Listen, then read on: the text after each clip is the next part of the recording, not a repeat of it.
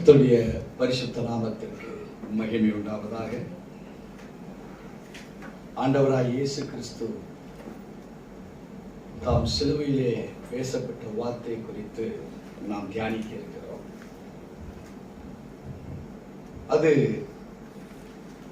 எந்த ஆங்கிள் அந்த வார்த்தைகள் சொல்லப்பட்டது? By what reflections the word was spoken upon the cross. பலர் அவைகளை ஜெபம் என்று சொல்லுவார்கள். பலர் அவருடைய சிலுவையின் மேல் உள்ள கடைசி வார்த்தைகள் என்று சொல்வார்கள். கற்றுக் கொடுக்கும்படி சொல்லப்பட்டது என்று சொல்லுவார்கள். பல அர்த்தங்கள் இருந்தாலும் கிராஸ் அதில் சொல்லப்பட்ட words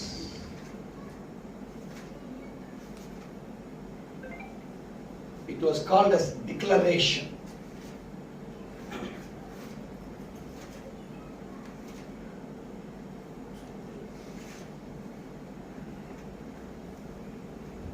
The words on the cross was a declaration of the Lord Jesus to his people.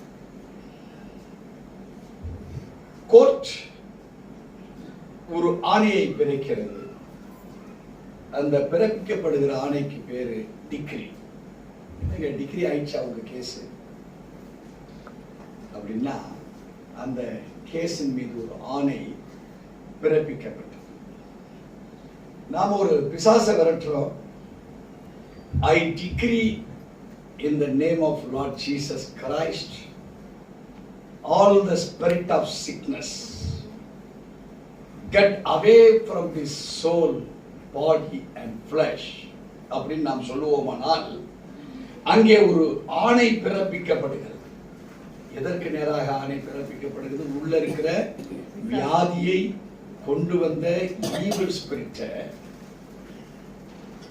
கிறிஸ்து இயேசுவின் நாமத்தினாலே டிக்ரீ செய்கிற ஆணை பிறப்பிக்கப்படுகிறது. ஜீசஸ் தன்னுடைய சொந்த வாழ்விலே for what declaration the Father declared Lord Jesus to live a life of humanity and divinity. பிதாவாகிய தேவன் எந்த நோக்கத்தோடு கூட எதை கிறிஸ்து மீது டிக்ளேர் பண்ணி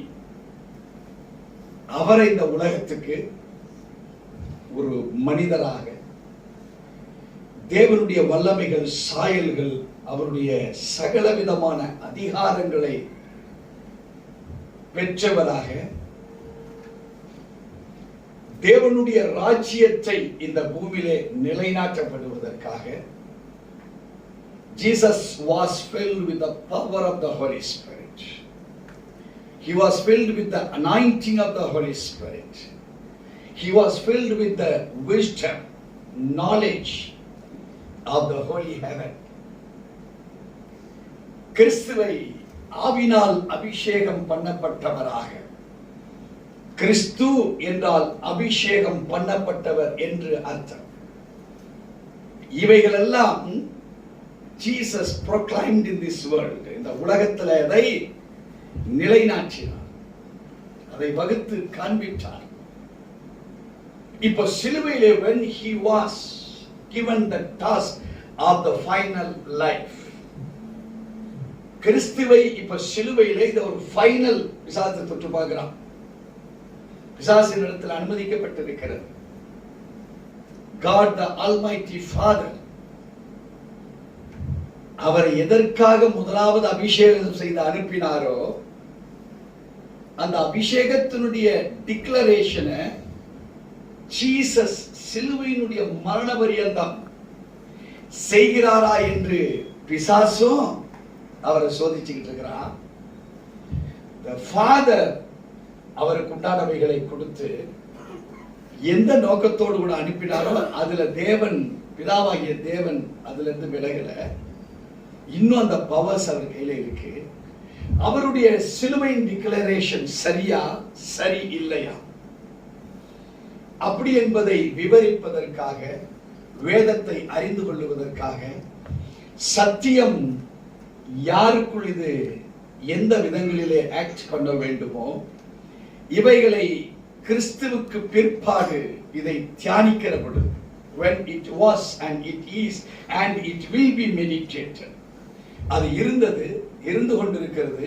if it is meditated in the future too, ஒருவேளை உலகம் அழியல, போன வருஷம் அழிஞ்சிருந்தா இந்த வருஷம் நம்ம இத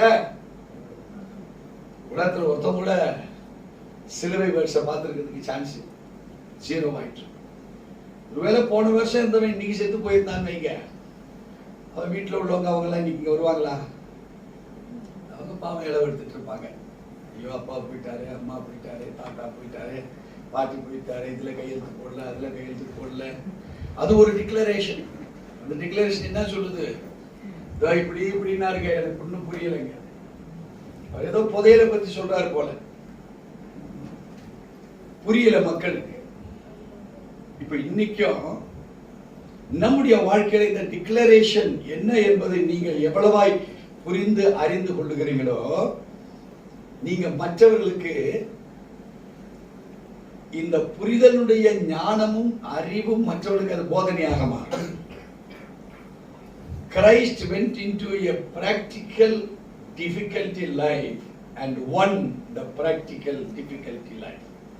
இயேசு கிறிஸ்து அவர் பிரச்சனைகளும் போராட்டங்களும் கஷ்டங்களும் நிறைந்த வாழ்க்கையின் ஊடாக செய்து அதை கடைசியில வெற்றி பெற்ற வாழ்க்கை தான் இந்த சிலுவையின் டிக்ளரேஷன் வேர்ட்ஸ்.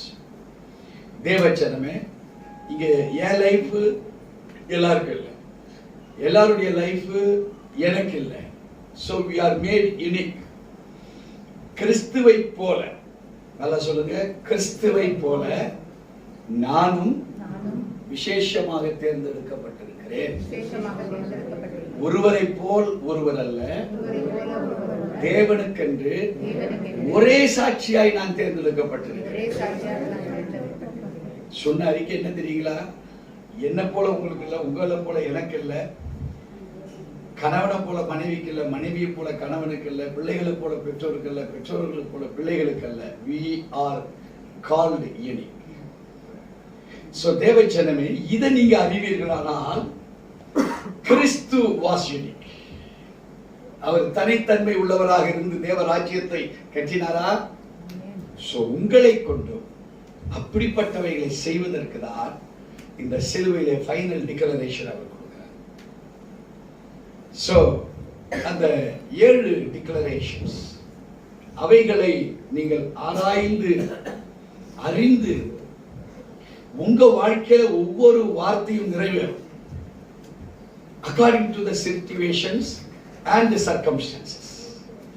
உங்களுடைய சூழ்நிலைகளும் உங்களுடைய சந்தர்ப்பங்களும், நீங்க எப்படி வாழ்றீங்க, எப்படிப்பட்ட மனிதர்களோட பழகுறீங்க. ஒரு பிசினஸ் பீப்புளா இருந்தா அதிகமா அவருடைய பழக்கங்கள் பிசினஸ் பீப்புளோட இருக்கும். ஒரு குடும்ப பாங்காக இருக்கிறவங்க குடும்ப பாங்காக இருப்பாங்க. ஒரு கவுண்டர்ல இருந்து ஒரு சேல்ஸ் ஏஜென்டா இருக்கிறவங்க அது சேல்ஸ் ஏஜென்டா இருந்து பலரை பார்த்து இருக்கிற இடத்துல இருந்து அவங்க பேசுகிறவர்களா இருப்பார்கள். ஒருவர் பல இடங்களை சுற்றி அவர் அலைந்து திரிந்து செய்ய வேண்டிய ஒரு காரியமா இருந்தால் பல வேற்று மனிதர்கள், பாஷையில வேற்றுமை, ரிலிஜன்ல வேற்றுமை, தராதரங்கள்ல வேற்றுமை, இப்படி பல இடங்களுக்கு போயிட்டு வருகிறவர்களாக இருப்பாங்க. ஒரு டாக்டர் பல வியாதிகள், ஒரே ஜுரம் வியாதியாவே வந்துட்டு இருக்காரு. ஒண்ணு வயிற்று வலி வரும், ஒண்ணு தலைவலி வரும், திடீர்னு ஒண்ணு வந்து அபார்ஷன் பண்ணுங்கன்னு வரும். வருமா டாக்டருக்கு இதெல்லாம்? திடீர்னு ஒண்ணு ஆபரேஷன் பண்ணுங்கன்னு வரும். எனக்கு இப்படி பலவிதமான சூழ்நிலைகளில how you declare, how you react with your declaration, இவைகள் தான் சிலுவையிலே தேவன் கடைசியாக நமக்கு கற்றுக் கொடுத்தது மாத்திரமல்ல, செய்து காண்பித்தார். எத்தனை பேர் விசுவாசிக்கிறீங்க? He did, he proclaimed, he performed, he made a victory on the cross. அல்லேலூயா. தேவச்சனமே, நம்ம இன்னும் சிலுவைகளா யாரும் போகலை. அதான் எல்கேஜில இருக்கிறோம், வயசான ஆயிப்போச்சு. ஒருவேளை சிலுவை வரைக்கும் போவோமா இல்லை எல்கேஜிலே இருந்து காலி ஆயிடுவோமா தெரியல. ஆனா இன்னைக்கு அறிந்து கொண்டீங்கன்னா டபுள் ட்ரிபிள் ப்ரமோஷன்னால டைரக்டா பிஹெச்டிக்கு உங்களுக்கு உங்களை எங்க கொண்டு போய் வச்சிருவாரு? டைரக்டா PhD வச்சு உங்களை யூஸ் பண்ணாரு. இதுதான் கிறிஸ்தவத்துக்கும் மத்ததுக்கும் உள்ள வித்தியாசம். ஒண்ணுமே இருக்காது. லேகியோன் தன்னுடைய வாழ்விலே குத்தி ரத்தமும் சதையெல்லாம் பிச்சுக்கிட்டு சங்கிலியால் கட்டப்பட்டிருந்தான். Just Jesus game over. அந்த குகையை நாங்கள் பார்த்திருக்கிறோம். அந்த கல்லறை ஒரு மலை மேல இருக்கு, அங்க இருந்திருக்கிறான். Jesus went to that place. நீங்கள் பிரயாணம் பண்ணுகிறவர்களாக இருப்பீர்களானால் தேவன் உங்களை அழைத்து செல்வார். அல்லேலூயா. ஒரு உட்கார்ந்துட்டு இருக்கிறவங்களா இருந்தா அங்கேயே அம்மி அரைச்சிட்டு வைக்க சொன்னான்னு சொல்லுவார் போல. இந்த அம்மி அரைக்கிறது பார்த்துருக்கிறீங்களா? இவர் தான் போவான். அம்மி அரைக்கிறது. இதுக்கு மேல அவர் எங்கன்னா 4 அடி தள்ளி 2 அடி தள்ளி போய் விட முடியும். அம்மியை தூக்கிட்டு போவார் அவரு. அதே மாதிரி மாவாற்றவங்க அந்த காலத்துல. இப்ப கிடையாது. பட்டனை தட்டி விட்டா அது தட்டில 2 இட்லி தாராள மாத்தினா காலில் வந்துருச்சு. அவ்வளவு இன்னைக்கு சுழுவாய் போச்சு. இது மாதிரி இங்க ஓடிட்டு இருக்கோம், இங்க ஒண்ணு ஓடிட்டு இருக்கோம், அங்க ஒண்ணு ஓடிட்டு இருக்கோம். 4-5 மிஷின் ஒன்னா ஓடுது. இவங்க டிவி பார்த்துட்டு. இப்போ வாஷிங் மிஷின்ல சவுண்ட் வந்துச்சு. பையன் வந்து என்ன அர்த்தம்? முடிஞ்சு போச்சு. எடுத்து என்ன காய போடுச்சு. அது மாதிரி மாறி போச்சுன்னு வைங்க. அதனால மனுஷன் சோம்பேறி தான் பார்க்கறான். இப்போ பைபிள் வாசிக்க வேண்டியது கூட இல்லை. இப்படி எல்லாம் எடுத்து தட்டி இதை திருப்பி வச்சுக்கிட்டீங்கன்னா அதை பார்த்து ஒரு சவுண்ட் விட்டுட்டு எந்த வசனம்? நீங்களே அது வந்து ஸ்பீக்கருக்கு மத்தேயு 8ஆம் அதிகாரம் 5வது வசனம். அது 5வது வசனம் தான் சொல்லுது. நான் என்ன சொல்றேன்? அது கரெக்டா சொல்லுது. நீ சொல்றியா? அது சொன்னா உண்மையும் உத்தமமா? அந்த வசனத்தை எங்கேயோ இருந்து தேடி எடுத்தாருது. ஐயா, எவ்வளவு நல்ல ஒரு மிஷின் பாத்தீங்களா? ஆனா நம்ம மிஷின் இருக்குங்களே, அது சொன்னபடி கேட்க மாட்டேங்குது. அல்லேலூயா. கர்த்தருடைய பரிசுத்த நாமத்திற்கு மகிமை உண்டாவதாக. The first declaration word, the declaration number 1 was forgiveness.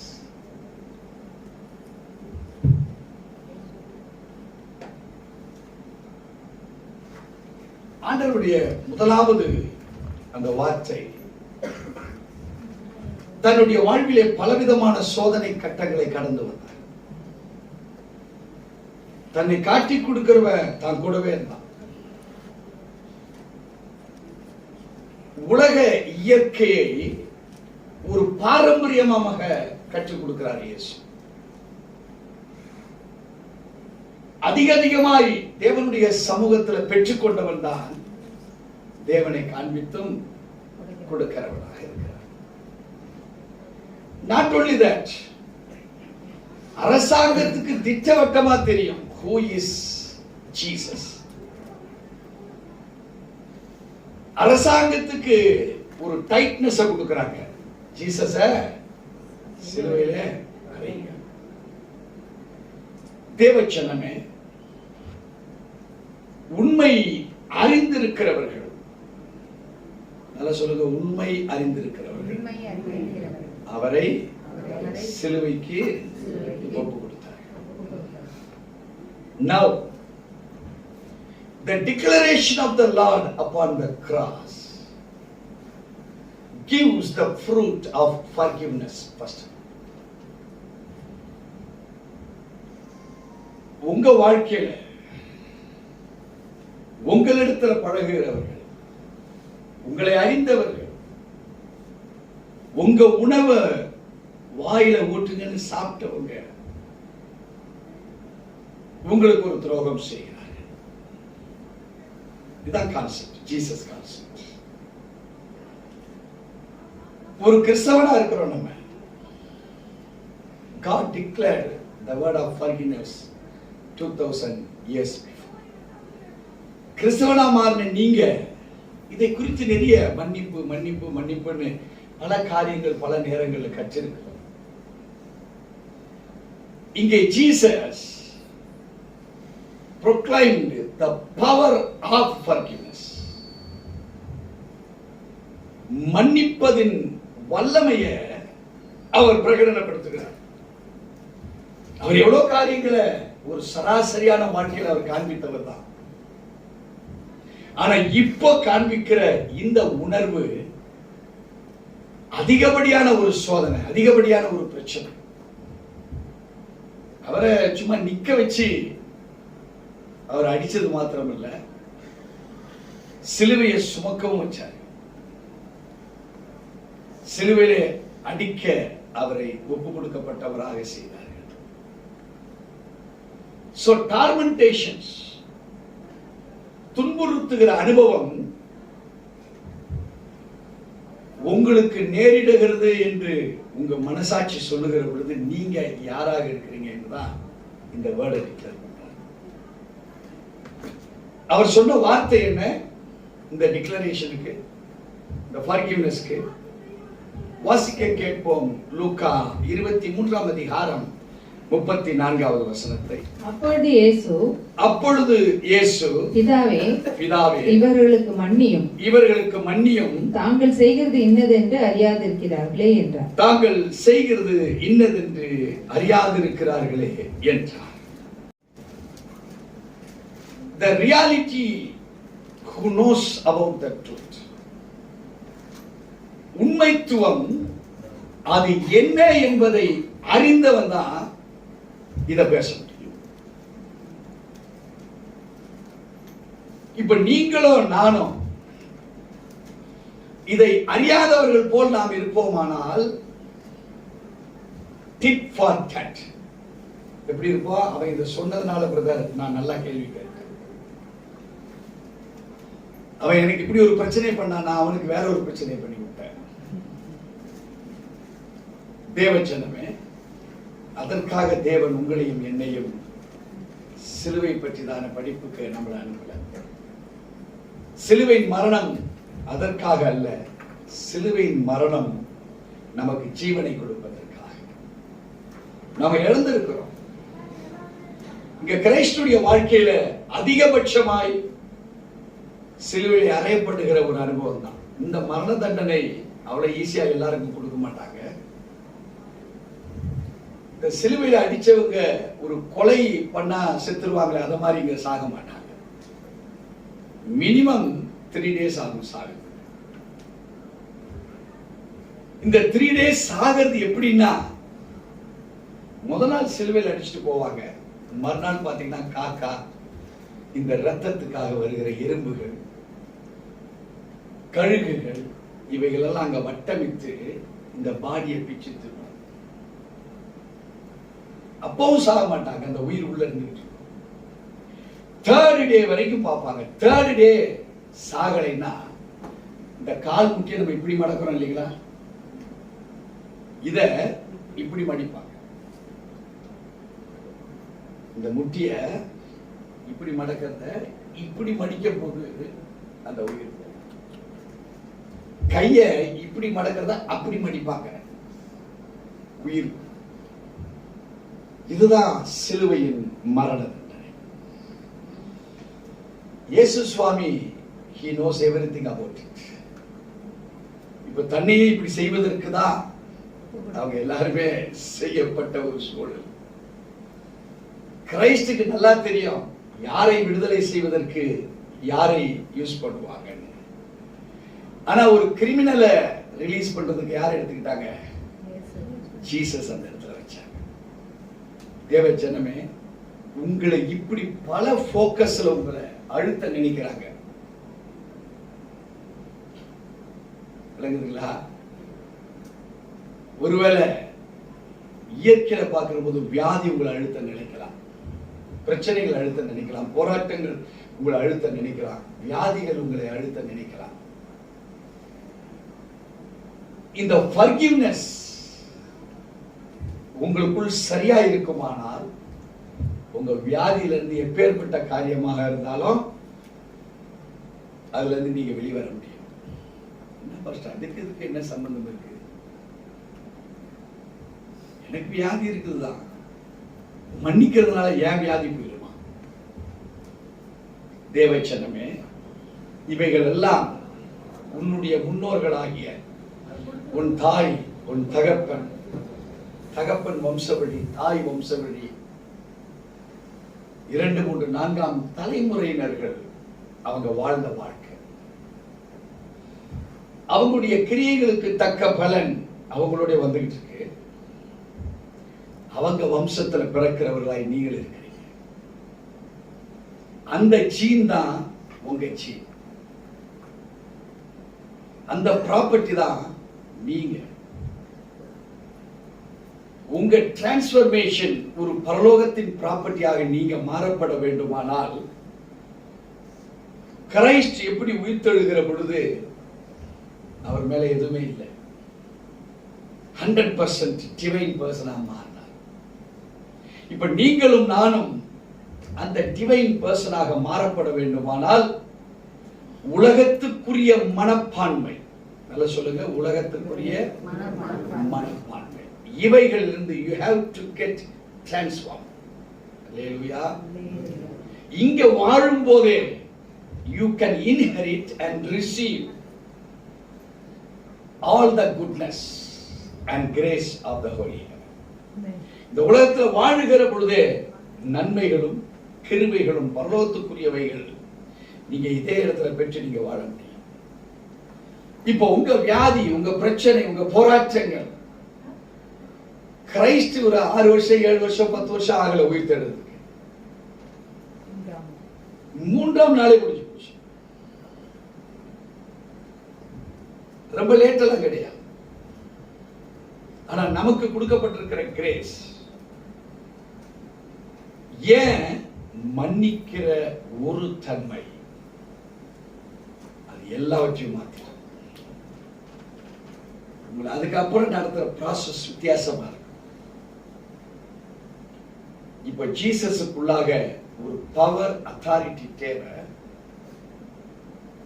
அவர் எவ்வளவு நேரம் தொங்க போகிறார் என்பது அன்னைக்கு தெரியாது. ஆனா நம்ம பார்க்கிறோம், ரொம்ப சீக்கிரம் அவர் நமக்காக மரித்து அடக்கம் பண்ணப்பட்டார். ஒருவேளை ஒரு இயற்கையின் ஒரு மனிதனாக இருப்பானால் கண்டிப்பா 3 நாள் அதுல தொங்கிட்டு தான் இருந்தது. கிரைஸ்ட் நம்மளை விடுதலை செய்வது அவருடைய அட்மோஸ்ட் ஒரு பொறுப்பாக இருந்தது. அந்த அட்மோஸ்ட் முக்கியத்துவம் வாய்ந்த அந்த பொறுப்பை கூட Jesus Christ never prolonged for 3 days. அதை 3 நாட்கள் ஜீவன் விடாம அவர் வச்சிருந்து, நானும் எல்லா மனுஷனும் போலதாயா, நான் வச்சிருந்து மரித்தேன் என்பதை சாதனையாளராக அல்ல. He wants to do goodness.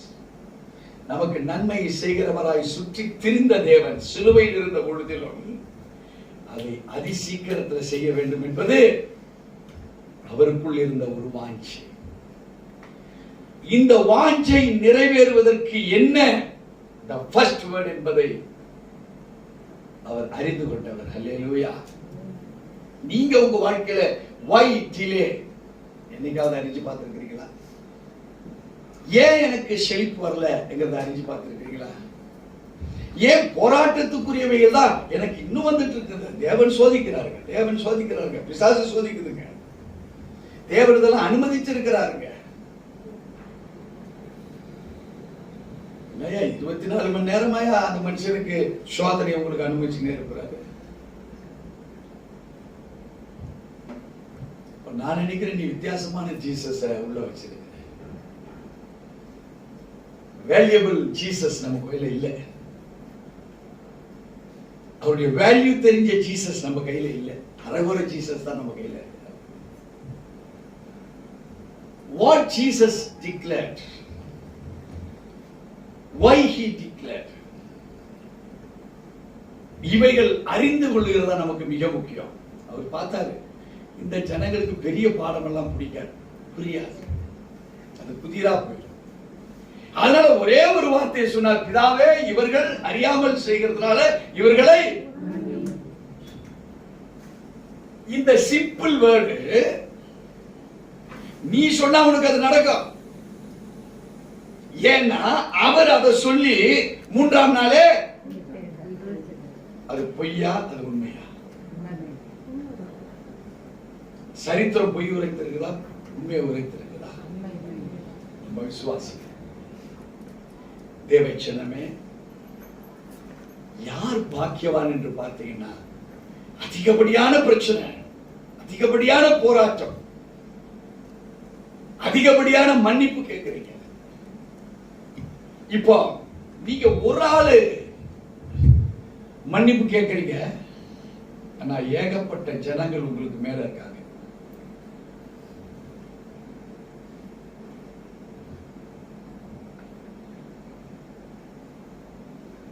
ஆனா நீங்க தான் இது.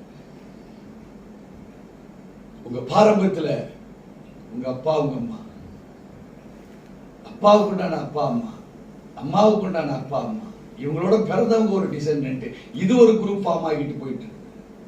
இந்த அப்பாவுக்கு உங்க அம்மா இருந்தாங்க, இந்த அம்மாவுக்கு ஒரு தங்கச்சி செட்டு, அது ஒரு ஃபார்ம் ஆகி போயிட்டு. மன்னிப்பு கேட்டது யாரு? நீங்க ஒரு ஆள் தான். ஜீசஸ் நமக்காக ஒரே ஒரு தேவ மனுஷன். அவர் மன்னிப்பு கேட்டார். மன்னிக்கும்படி ஒரு உத்தரவாதத்தை தவறு செய்தவன் பூரா நின்றுட்டு இருக்கிறான்.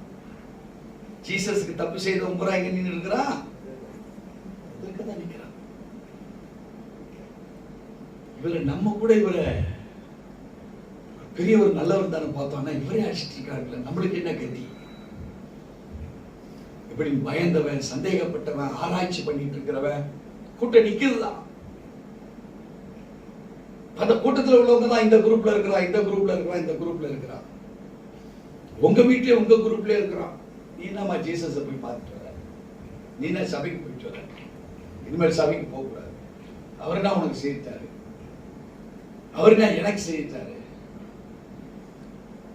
தேவச்சனமே, நெகட்டிவெல்லாம் நெகட்டிவெல்லாம் நெகட்டிவெல்லாம் சிந்தித்து சிந்தித்து நீங்க என்ன செய்யுங்க? ஆண்டவர்கிட்ட மன்னிப்பு கேளுங்க. உங்களுக்கு இல்ல, நீங்க பார்த்த மக்களுக்காக. ஜீசஸ் அந்த மக்களுக்காக தான் பேசினார்.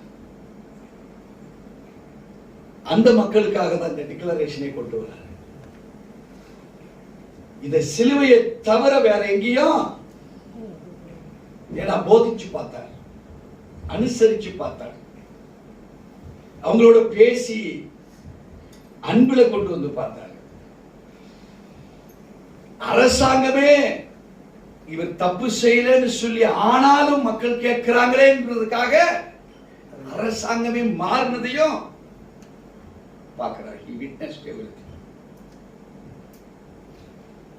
So the process to get benefit of the holy heaven, பரலோக ராஜ்யத்தினுடைய ஆதாரங்களாகிய அந்த ஆசீர்வாதங்களை நாம் பெற வேண்டுமானால் கிரைஸ்ட் proclaimed, இதாவே இவர்கள் செய்வது இன்னதென்று அறியாதிருக்கிறார்களே.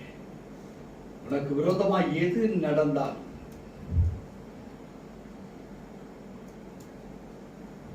மீனை கேட்டா பாம்பையா கொண்டு வந்து கொடுக்கிறோம்?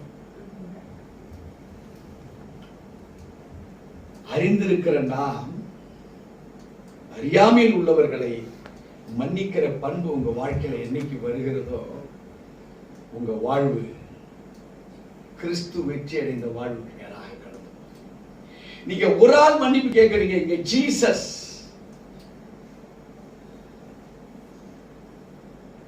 இந்த forgiveness proclaim பண்ணாரு.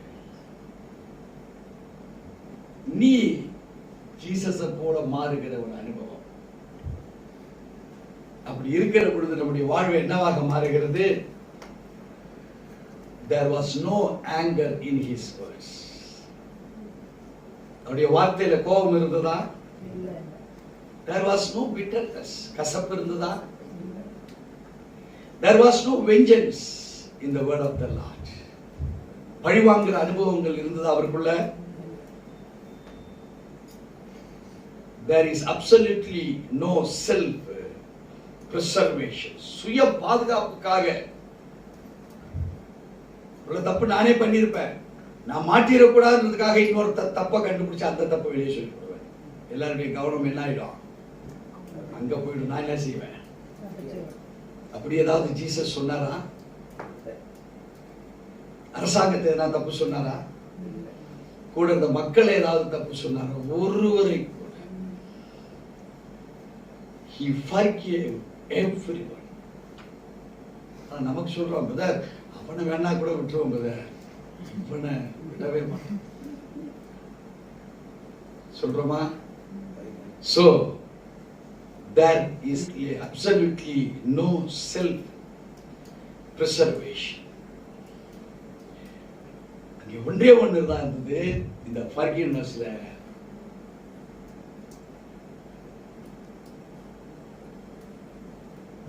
அங்கே என்ன இருந்தது? Divine love. There was divine love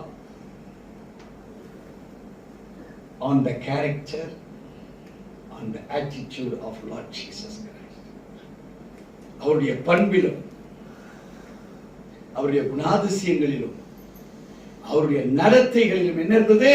Not only love, it was divine.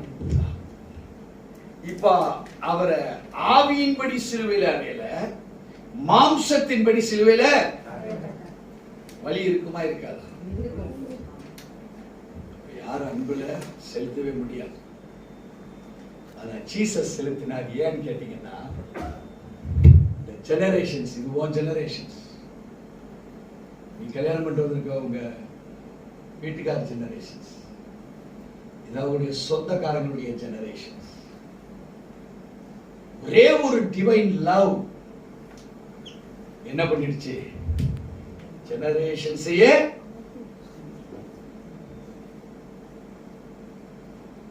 உங்களால முடியுமா முடியாதா? சிலுவையில் இருந்தபடி உங்களை பேச கூப்பிடலான்றது உங்க அன்றாட வாழ்க்கையில நீங்க பேசுகிறதாய் மாறும். முடியுமா? ட்ரை பண்ணி பாருங்க. இந்த ஆசீர்வாதம் உங்க வீட்டுக்கு ஓ மேலே வாசிக்க கேட்போம். எபேசியருக்கு எழுதின நிருபம் 4ஆம் அதிகாரம் 32வது வசனம். ஒருவருக்கொருவர் தயவாயும் மன உருக்கமாயும் இருந்து கிறிஸ்துவுக்குள் தேவன் உங்களுக்கு மன்னித்தது போல நீங்களும் ஒருவருக்கொருவர் மன்னியுங்கள். நீங்களும் ஒருவருக்கொருவர் மன்னியுங்கள். Speciality, this forgiveness was to the whole world. It was to the whole world. ஆனா உங்களை ஒன்னே ஒண்ணுதான் கேட்கிறேன். நீங்க யாரோட பழகுறீங்க, யாரோட பேசுறீங்க, ஒருவருக்கு ஒருவர் மன்னிக்கப்பட வேண்டிய இடத்துல நீங்க மன்னிச்சா போதும். காரியத்தை ரொம்ப சிம்பிளா நம்ம எடுத்துட்டாரு. அவர் எல்லாருக்காகவும் மன்னிப்பு கேட்டார். உண்மையா பொய்யாது? ஆனா நமக்கு ஒரு சிம்பிளிசிட்டியை கற்றுக் கொடுக்கிறார். Very very simple. எனக்கு தெரிஞ்சு நீங்க ஒரு 50,000 பேர்கிட்ட பழகி 50,000 பேருடைய திட்டுக்கு நீங்க ஆளாயிருப்பீங்களா? இருக்கவே சான்ஸ் இல்லை. So Jesus forgive the whole world. ஆனா எபேசியர் 4 அவர் சொல்றாரு, ஒருவருக்கு ஒருவர் உங்களுக்கு யாரு ஸ்பெஷலா துரோகம் செய்தாங்களோ, பிதா இந்த உலகத்தில் இருக்கிற அத்தனை பேர்ல உன்னை மன்னிச்சார்ல, அட்லீஸ்ட் நீ அவர் செய்தது போல இல்லாட்டாலும் உன்னோட பழகி உனக்கு துரோகம் செய்தவங்களை கொஞ்சம் ட்ரை பண்ணி பாருங்க. பாஸ்டர் கொஞ்சம் ட்ரை பண்றீங்களா? ஒன்றும் பிரச்சனை இல்லை. வேற யாருக்காவது பிரச்சனையா இருக்குதா? அவர் உலகத்துக்காகவே மன்னிப்பு கேட்டாரு. நீங்க உங்களுக்கு துரோகம் செய்தவர்கள் கொஞ்சம் இன்னைக்கு ட்ரை. என்ன நடக்குன்னா, இது சொந்த உலகம் இருப்பார், பெரிய உலகம், இது ரட்சிக்கப்படும். இது பெருசா மாறுகிற பொழுது ஒரு காலத்துல யாரங்க மன்னிக்கிறது, யாருமே என்ன திட்ட மாட்டானுங்களே. ஏங்க நான் எவ்வளவு நான் திட்டி பாக்குறேன், யாருமே என்ன திட்ட மாட்டாங்களே. இப்படி ஒரு காலம் வருமோ? அது வராது. ஆனா நம்மளை என்ன செய்ய சொல்றாரு? ஒருவரில் ஒருவர் நீங்கள் மன்னிக்கப்பட வேண்டியது மிக அவசியத்தை நமக்கு இந்த காலை வேளையில கற்றுக்கிறார். சுவாசிக்கிறீங்களா? சிலுவை மரணம் ஏதாவது உதவுதா உங்களுக்கு? உங்களை ஸ்பிரிச்சுவலா வளர்க்குதா? இரண்டாவதா சால்வேஷன்.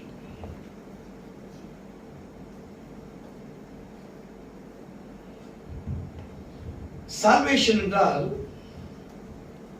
ரட்சிப்பு என்கிற அனுபவம்.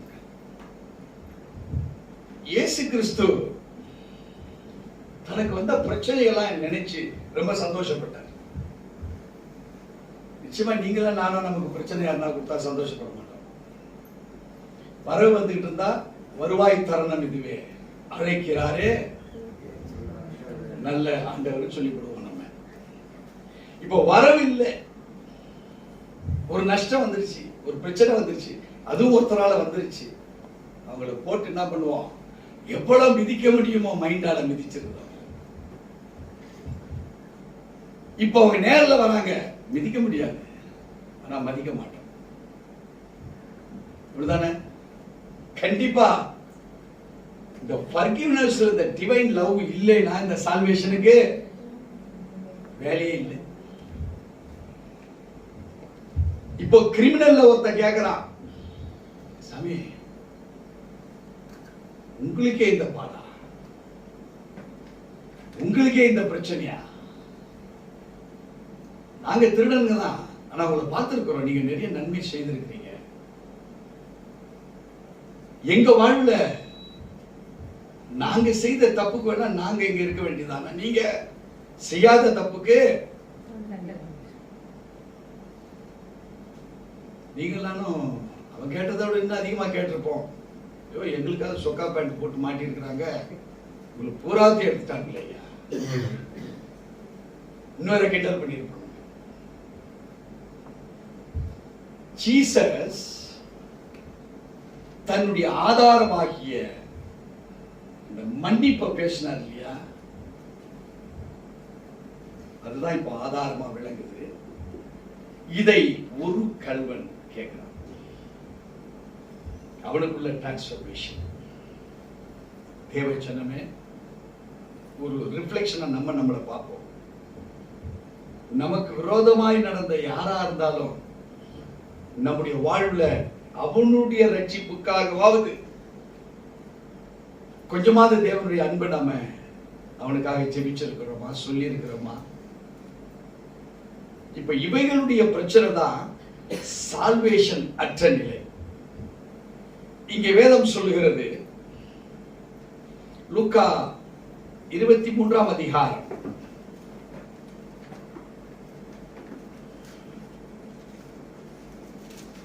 வசனம் 39 43 வரையில் வாசிக்க கேட்கிறோம். அன்றியும் சிலுவையில் அறையப்பட்டிருந்த குற்றவாளியில் ஒருவன், நீ கிறிஸ்துவானால் உன்னையும் எங்களையும் ரட்சித்துக் கொள் என்று அவரை இகழ்ந்தான். மற்றவன் அவனை நோக்கி, நீ இந்த ஆக்கினைக்குட்பட்டவனாய் இருந்தும் தேவனுக்கு பயப்படுவதில்லையா? நாமோ நியாயப்படி தண்டிக்கப்பட்டிருக்கிறோம், நாம் நடப்பித்தவைகளுக்கு தக்க பலனை அடைகிறோம். இவரோ தகாத ஒன்றையும் நடப்பிக்கவில்லையே என்று அவனை கடிந்து கொண்டு இயேசுவை நோக்கி, ஆண்டவரே, நீர் உம்முடைய ராஜ்யத்தில் வரும்போது அடியேனை நினை தருளும் என்றான். இயேசு அவனை நோக்கி, இன்றைக்கு நீ என்னுடன் கூட பரதேசில் மெய்யாகவே என்று சொல்லுகிறேன் என்று. The saramsam very important. There were two different thoughts with two criminals. ஜீசஸ்க்கு லெஃப்ட்லயும் ரைட்லயும் யாரு நிறுத்திருக்காங்க? ரெண்டு கல்வர் கிரிமினல்ஸ். அவங்கெல்லாம்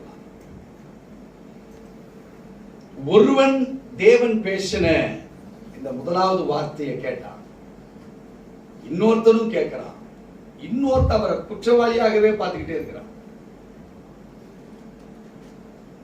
இன்னொருத்த ரெக்கமெண்ட் பண்றான். இப்ப அவன் பேசும்போது, ஏம்பா நம்ம குற்றவாளியா தானே இங்க இருக்கிறோம், அவர் யாரு? குற்றவாளியே இல்லை, அவரை அறைந்திருக்கிறார்கள். அங்க என்ன வந்திருக்குன்னு கேட்டீங்கன்னா, இந்த இரண்டாவதாக பதில் சொன்னவன் அவனுக்குள்ள என்ன எண்ணத்தை அதை சொல்லியிருப்பான் என்பதை நினைக்கிற சூழ்நிலை தான் இந்த சிலுவையினுடைய இரண்டாவது டிக்ளரேஷன். யாராவது சொல்ல முடியுமா இங்க இருக்கிறவங்க அந்த இரண்டாவது பேசப்பட்டவனுக்குள் என்ன டிக்ளரேஷன் இருந்திருக்கலாம்?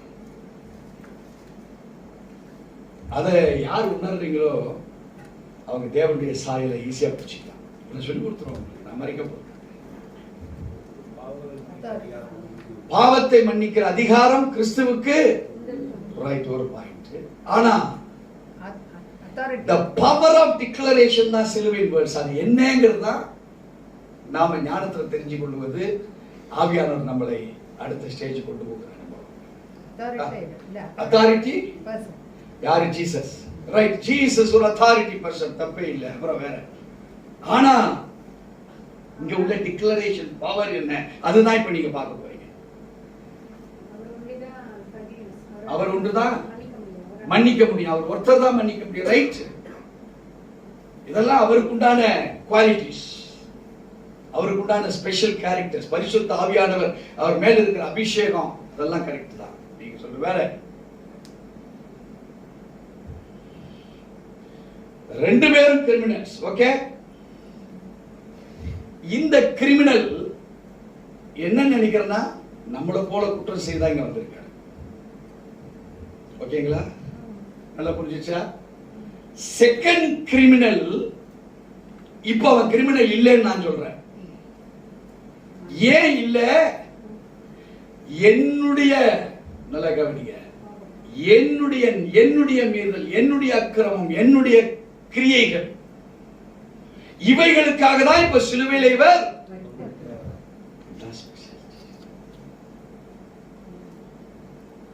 எத்தனை பேருக்கு இந்த சிலுவையில் அவர் பேசப்பட்ட வேர்ட்ஸ் எல்லாம் டிக்ளரேஷன் எத்தனை பேருக்கு புரியுது? கல்வர்கள் ரெண்டு பேர்,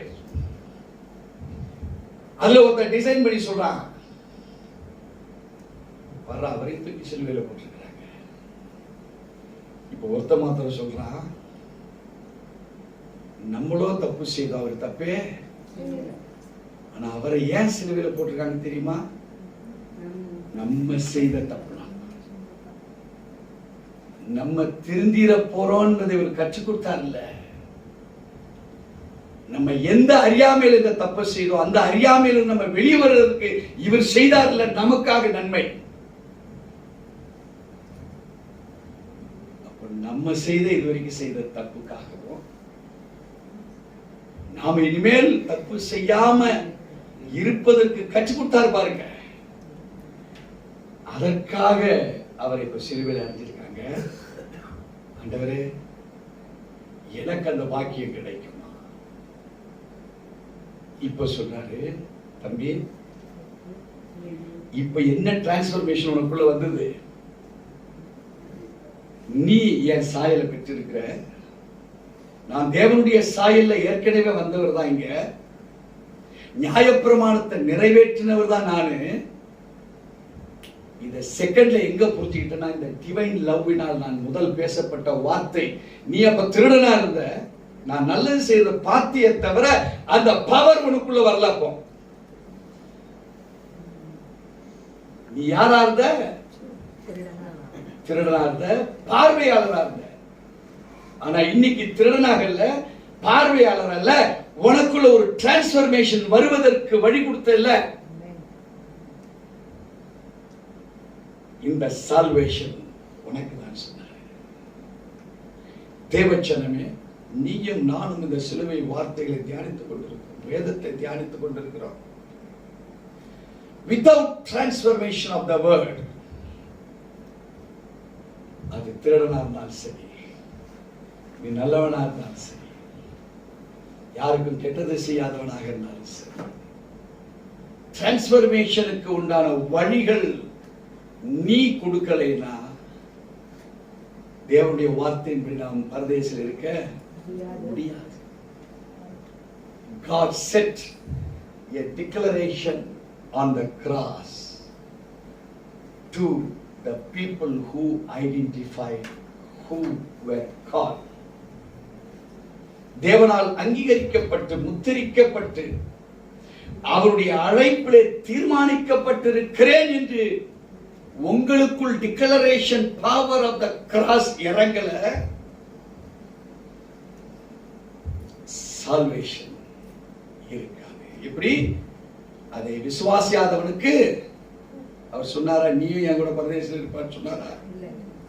யாருக்கு சொன்னாரு? அதை விசுவாசித்து கேட்கப்பட்டவர்கள். So God used all the stages for his people.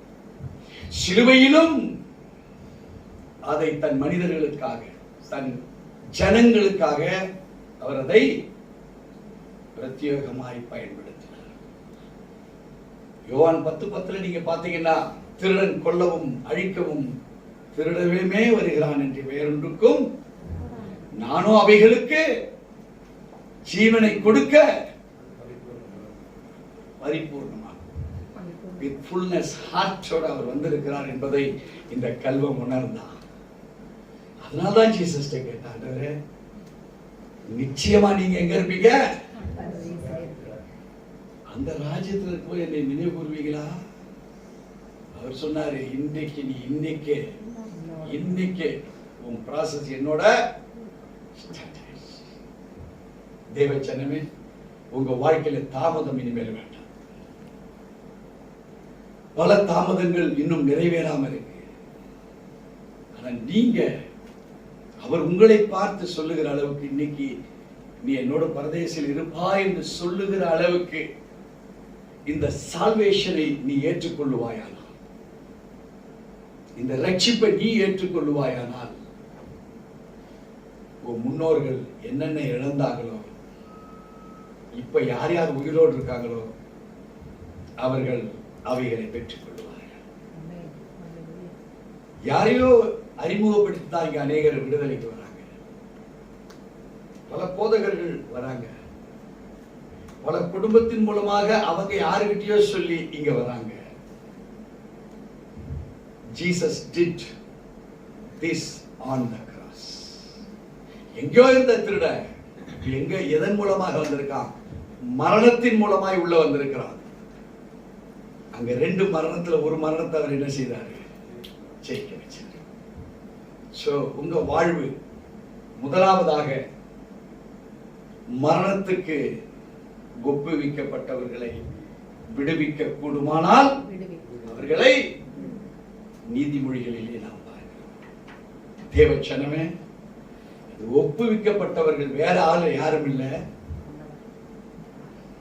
ஓ ஆத்மா. அல்லேலூயா. இன்னிலிருந்து ட்ரை பண்றீங்களா? உங்க சால்வேஷன் யார் கையில இருக்கு? உங்க கையில தான் இருக்கு. அவர் ரெடியா இருக்காரா கொடுக்கிறதுக்கு? கூட்டிட்டு போறதுக்கு ரெடியா இருக்காரா? செவி சாய்க்க ரெடியா இருக்காரா? பதில் சொல்ல ரெடியா இருக்காரா? இதுல இருந்து என்ன செய்யுது? The declaration is allotted. என்ன declaration? Salvation என்கிற word, it is already declared.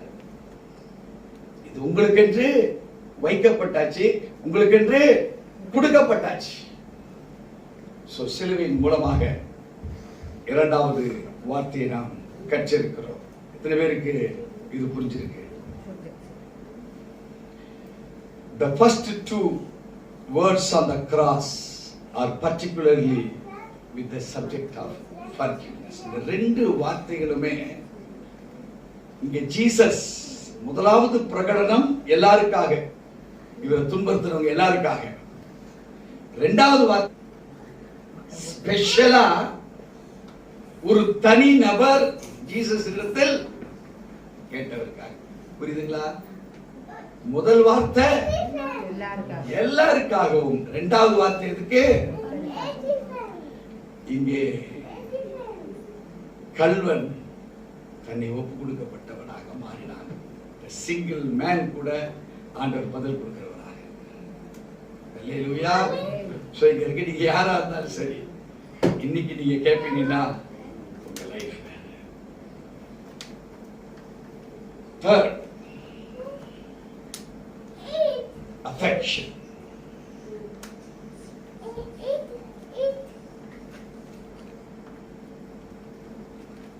வாசிக்க கேட்போம். யோவான் 19ஆம் அதிகாரம்.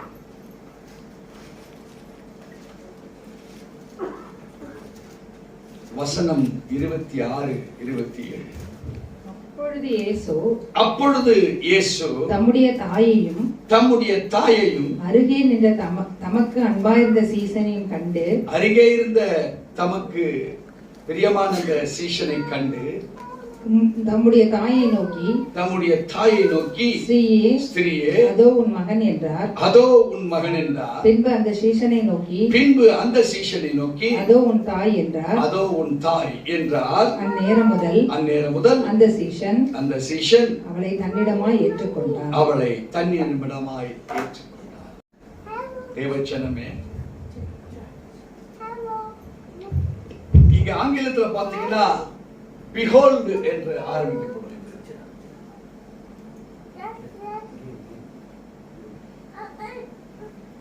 behold, இதோ என்று ஆரம்பிக்கப்படுகிற ஒவ்வொரு வார்த்தைகளும் அது பவர்ஃபுல் வார்த்தைகள்.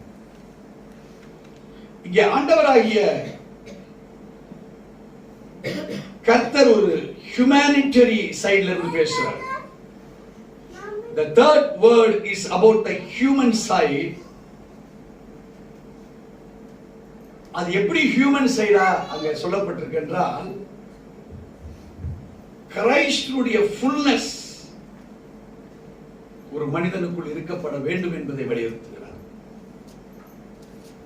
ஜீசஸுடைய பண்புகள் ஆன் தி ஹோல் டோட்டலா உள்ள இருக்க வேண்டும் என்பதை விரும்புகிறார். வேதம் சொல்லுகிறது, அவர் முதல் பேரான குமாரனாகிய இயேசு. விசுவாசிக்கிறீங்களா? அப்ப நம்ம எல்லாருக்குள்ளாக அவர் யாராக இருக்கிறாரு? ஒரு சகோதரனாக. இப்ப அவர் சொல்றாரு, I have a greatest job. இந்த சிலுவையில நான் தொங்கிக் கொண்டிருக்கிறேன், எனக்கு மிக மிக கிரேட்டஸ்ட் ஜாப் எனக்கு. தன்னுடைய ஸ்தானத்தையே இப்ப யாருக்கு சொல்லித் தராரு? தாய்க்கும் சொல்லித் தராரு, சீஷர்களுக்கும் கற்றுக் கொடுக்கிறார். பிஹோல்ட் என்றால் தமிழ்ல என்ன? இதோ. இம்பார்ட்டன்ட். இவர் ஸ்தானத்தை யாருக்கு கொடுக்கிறாரு? இன்னொருத்தருக்கு. யாராவது விட்டு கொடுத்துருக்கீங்களா உங்க ஸ்தானத்தை? அது பொண்டாட்டி விட்டு கொடுக்க மாட்டீங்க, பொண்டாட்டி புருஷனுக்கு விட்டியும் விட்டு கொடுக்க மாட்டாங்க. இருக்குதா? பல குடும்பங்கள் இருக்குது வம்பு. அக்கா கட்டி விட்டு கொடுக்கறது இல்ல, தங்கச்சி கட்டியும் விட்டு கொடுக்கறது இல்ல, அண்ணன் கட்டி விட்டு கொடுக்கறது இல்ல, தம்பி கட்டியும் விட்டு கொடுக்கறது இல்ல. ஒண்ணுமில்ல, ஸ்தானம் கொஞ்ச நேரத்துக்கு தான். கொஞ்ச நேரத்துக்கு நம்மளால என்ன செய்யலாம்? இப்ப ஜீசஸ்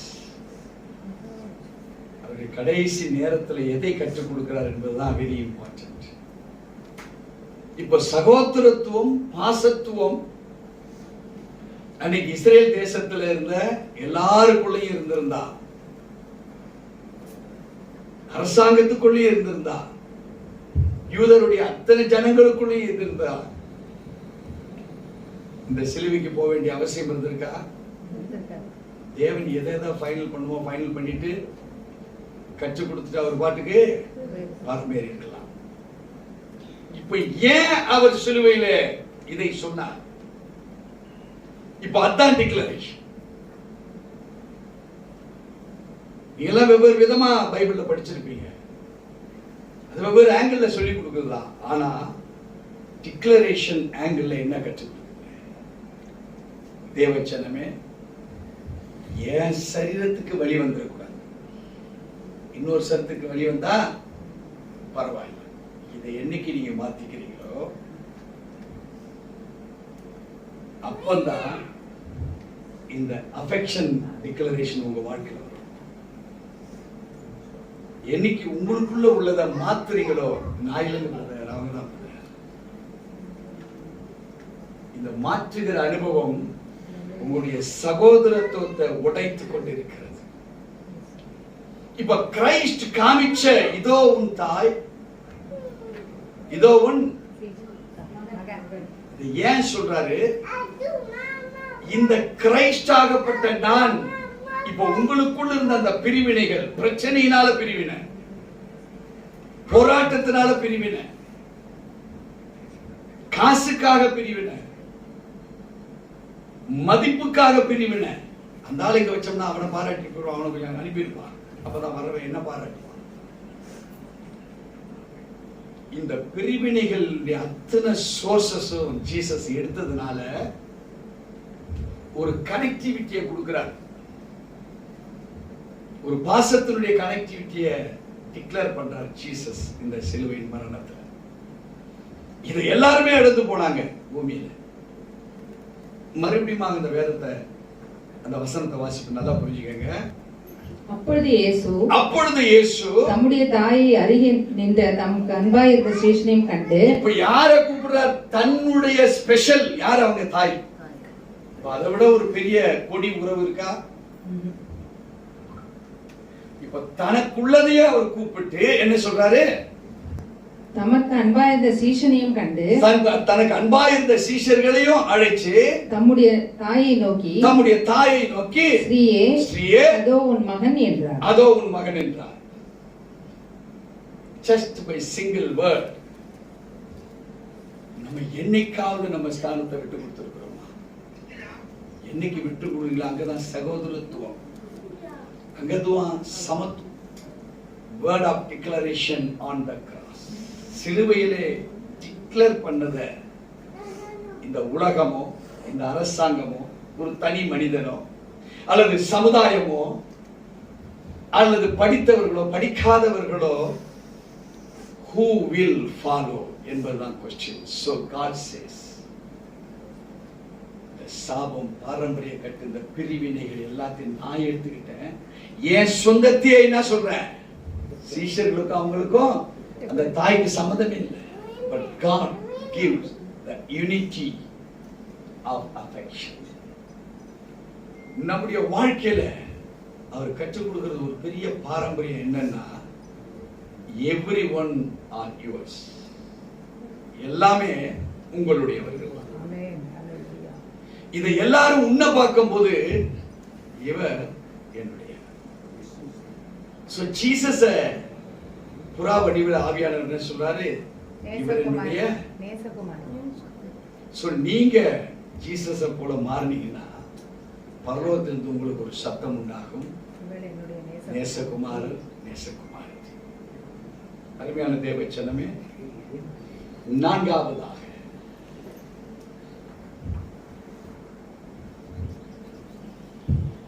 anguish.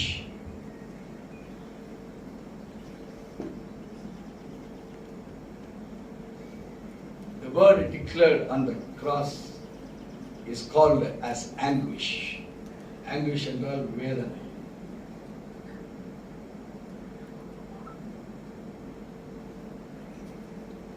வாசிக்க கேட்போம். யோவான் 19:28.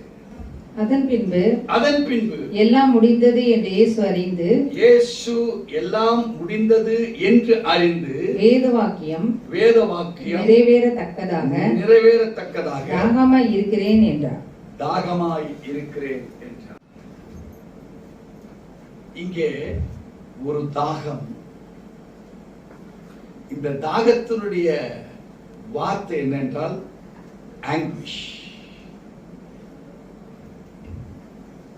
இந்த வேதனைய அவர் தாகம் என்று பிரகடனப்படுத்துகிறார். நிச்சயமா எனக்கு தெரிஞ்சு சபையில் ஒருத்தர் கூட ஏற்றுக்க மாட்டோம். உங்களுக்கு வந்திருக்கிற வேதனையை நீங்கள் தாகம் என்று சொல்ல முடியுமா? உங்களால உங்களுக்கு வந்திருக்கிற கஷ்டத்தை அந்த தாகம் என்று நீங்க சொல்ல முடியுமா?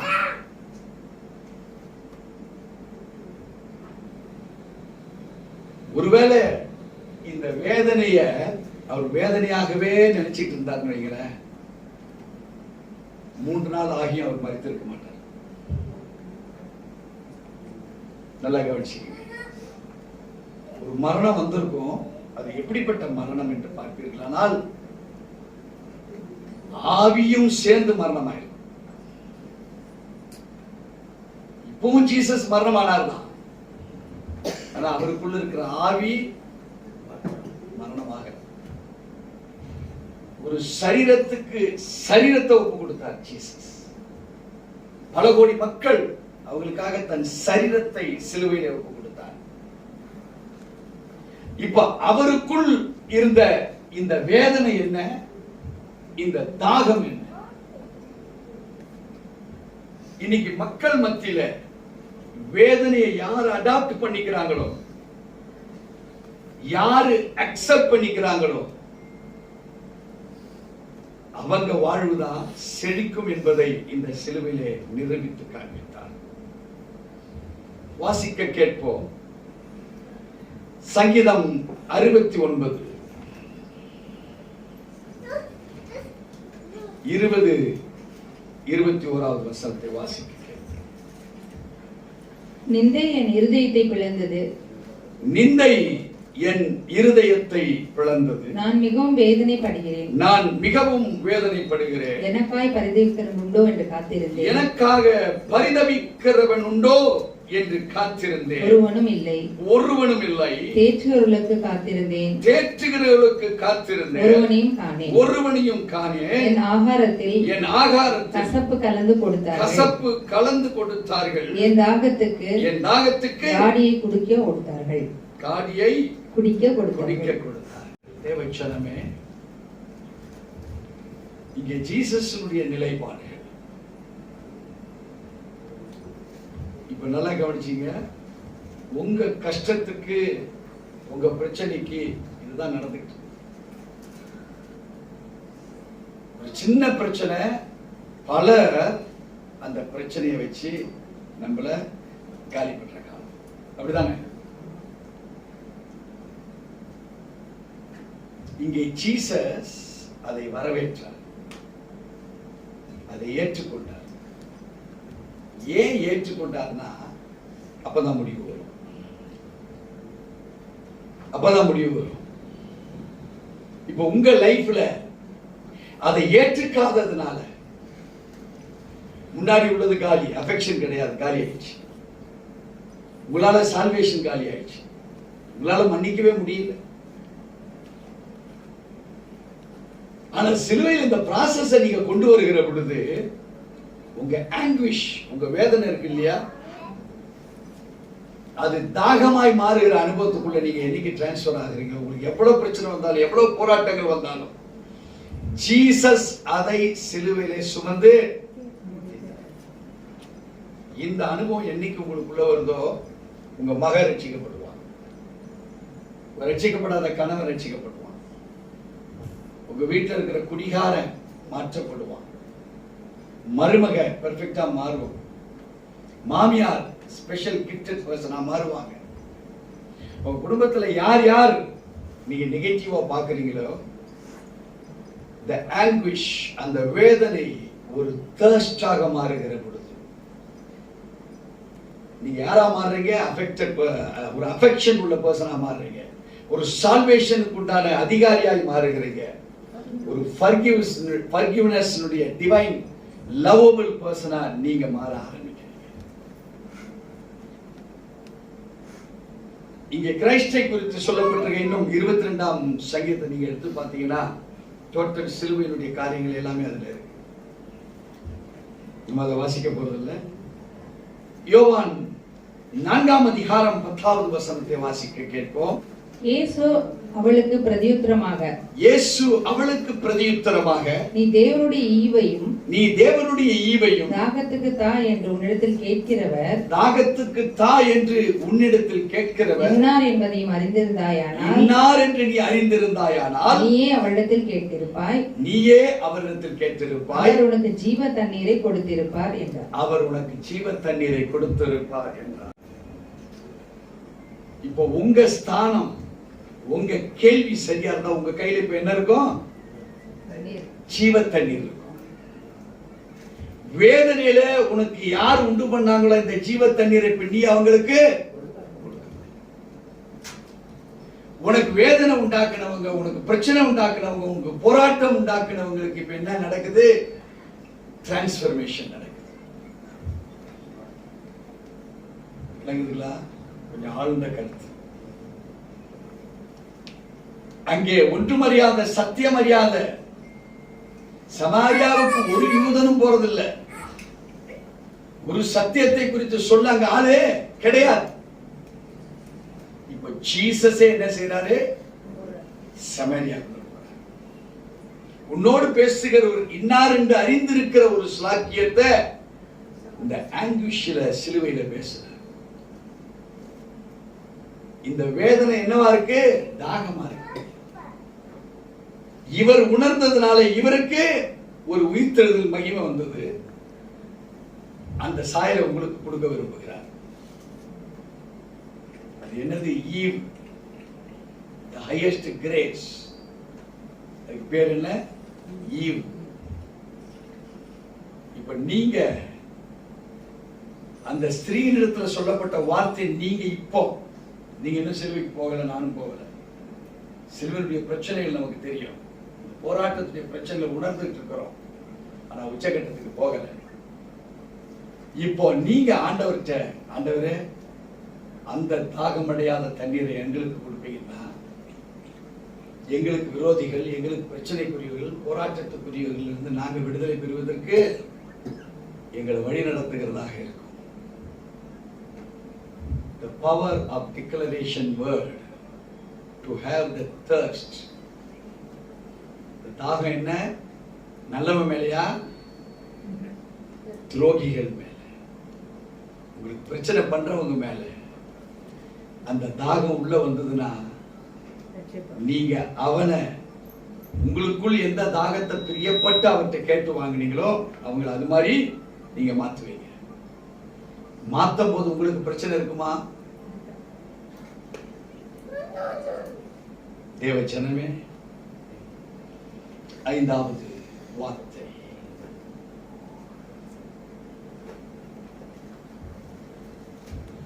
sufferings.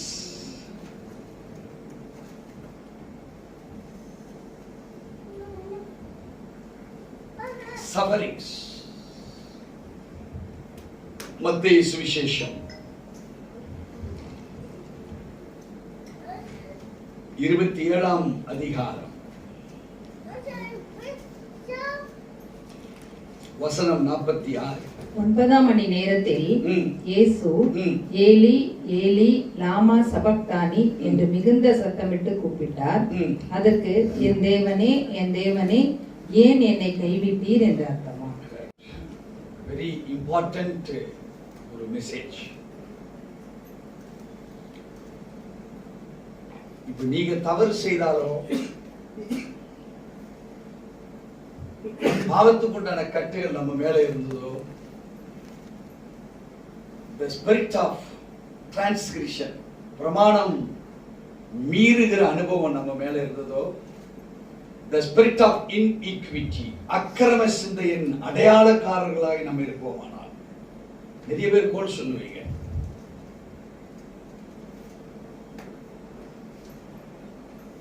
உங்களை ஆண்டவர் அந்த இடத்துல நிக்க வச்சு பார்த்தார். எப்படி பார்த்தாரு? அவங்கள பத்தி இவங்க சொல்றத நீ கேட்கும்படி உன்னை அங்க வச்சாரு கௌரவமா. இப்ப கேட்ட நாத்தனார் சொன்ன வார்த்தை என்ன சொல்லிடுறோம்? வந்து மனைவி கிட்ட போட்டு கொடுத்துட்டோம். இப்ப மனைவிக்கு நாத்தனாருக்கு என்ன ஆகும்? இனிமேல் இதுவரையில் காது மறைவா இருந்தது, கண் மறைவா இருந்தது. இப்ப என்ன ஆகி போச்சு? இங்கே பிரமாணம் மீறுதல், அக்கிரம சிந்தைகள், தெய்வீகமற்ற கட்டுகள், இப்ப எல்லாம் என்ன ஆயிடுச்சு? அத்தனை ஸ்பிரிட்டும் ஒரு குறிப்பிட்ட நபர் மேல ஒரு நபர் என்ன பண்ணிட்டாரு?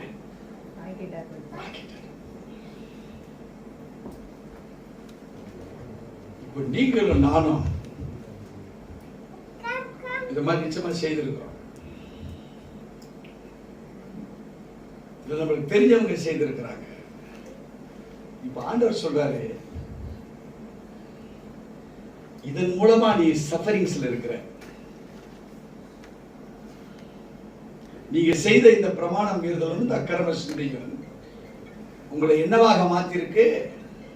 சஃபரிங்ஸ். இப்ப நீங்க உங்க வாழ்க்கையில் இருக்கிற போராட்டங்கள்லாம் இதனுடைய ஒரு வேர்.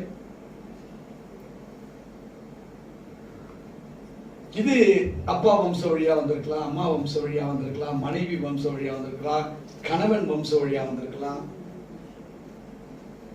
இந்த சஃபரிங்ஸ் இருக்குதுங்களே, இந்த மாதிரி ஸ்பிரிட் ஆஃப் ஈவில் உங்களை பேசிக்கிட்டே இருக்கு. உங்களுக்கு தெரியாது எங்க பேசிட்டு இருக்குன்னா, உங்களுக்கு யார் உதவி செய்கிறவர்கள் இருக்கிறாங்களோ அவங்களை காலி பண்ண ஆரம்பிக்கும். உண உதவியாளராக இருப்பான், அவனை காலி பண்ணும். ஆலோசனை கொடுக்கிறவங்களா இருப்பாங்க, அவங்கள காலி பண்ணும். காரணம் உங்களை தனிமைப்படுத்துகிற அனுபவங்கள். கிரைஸ்ட் ஜீசஸ் என்ன பண்ணிட்டாங்க? இங்க தனிமைப்படுத்தி அதை எங்க கொண்டு வந்துட்டாங்க? What is the declaration for us? இந்த சிலுவையிலே அவர் பட்ட அந்த வேதனைக்கு அவர் என்ன சொல்றாரு? தேவனே, என் தேவனே, ஏன் என்னை கைவிட்டீர்? இதை நீங்களும் நானும் அனுபவிச்சுட்டு இருக்கிறோம். வியாதியை அனுபவிச்சுட்டு இருக்கிறோம், பிரச்சனையை அனுபவிச்சுட்டு இருக்கிறோம், போராட்டங்களாக நாம இதை நீங்க புலம்பிக் கொண்டிருக்கிற உங்களுடைய புலம்பல்கள் எல்லாருக்காகவும் காட் இந்த இடத்துல இந்த சஃபரிங்ஸ் கொண்டு வந்து, இனி உங்க வாழ்க்கையில இந்த சஃபரிங்ஸ் உங்களுக்கு இல்ல, சிலுவையில் அது முடிஞ்சு போச்சு. நீங்க ஆனா இன்னைக்கு புலம்பிட்டு இருக்கீங்க. இன்னைக்கும் எனக்கு இந்த பிரச்சனை தெரியலையே, இந்த போராட்டம் தெரியலையே, எனக்கு இந்த உடல்நலம் சரியில்லையே, என் குடும்பத்தில் எப்படி இருக்குது, எங்க போராட்டங்கள் இருக்குது. ஆண்டவர் சொல்றார், இவைகள் சஃபரிங்ஸ் ஆக ஆண்டவருடைய சமூகத்தில் ஒப்பு கொடுத்துட்டார். யார் யாரெல்லாம் இப்ப இந்த வார்த்தையை விசுவாசிக்கிறீங்களோ, இந்த சிலுவை தியானம் அவருடைய வார்த்தையை கேட்கிறதுக்கு இல்லை, அதை கவனிக்கிறதுக்கு இல்லை, இது எல்லாவற்றுக்கும் மேலாக என் வாழ்க்கையில் அது மாத்துது. நான் இருந்த ஸ்தானத்தை அவர் அதை எடுத்து ஏற்றுக்கொண்டார் அப்படின்னு நீங்க நினைச்சீங்கன்னா, உங்க லைஃப்ல the way of declaration of the word on the cross will act upon you. உங்க மேல அது நிக்கும். நீங்க சொல்லிட்டு இருக்கிறீங்க, எனக்கு எவ்வளவு பிரச்சனை இன்னும் தீரலன்றீங்க. ஆண்டவர் சொன்னாரு, அது முடிந்தது என்று 6வது வார்த்தையில நம்ம பார்க்க போறோம். வாசிக்க கேட்போம்.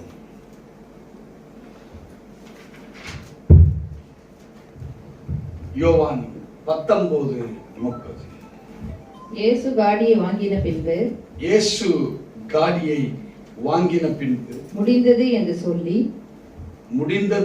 என்று சொல்லி தலையை சாய்த்து ஆவியை ஒப்பு கொடுத்தார். இங்கே தேவச்சனமே ஒரு காரியத்தை நம்ம பார்க்கணும்.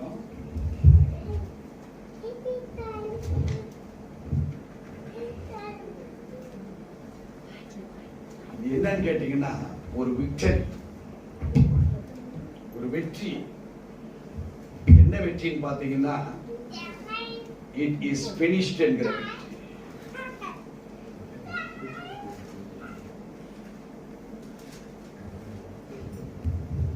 finished என்கிற விக்டரி எங்க இருக்குன்னா, உங்க சப்மிஷன்ல இருக்கு. நீங்க ஆண்டவர்கிட்ட 100க்கு 100 நீங்க உங்களை ஒப்பு கொடுத்தீங்கன்னு வைங்களேன், எந்த பிரச்சனை சொல்லுங்க, இட் இஸ் finished.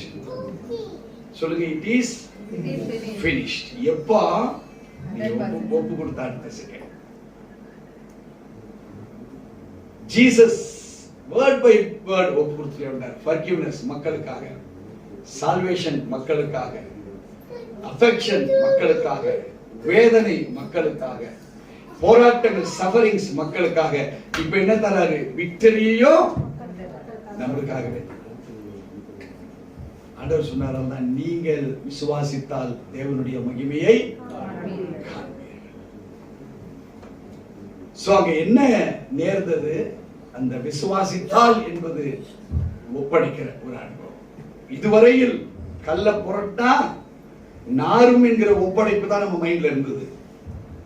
இப்ப கல்ல புரட்டா விசுவாசத்தோடு மரித்த லாசரு வெளியே வர முடியும் என்கிற விக்டரிய ஜீசஸ் தரார். விசுவாசிக்கிறீங்களா? இப்போ அவர் உயிரோடு நின்று லாசரு எழுப்பினவர் இப்ப ஜீவனை தந்து உங்களுக்கு எனக்கும் விக்டரி இந்த நாள்ல அவர் தர அவர் வல்லவராக இருக்கிறார். எத்தனை பேர் விசுவாசிக்கிறீங்க?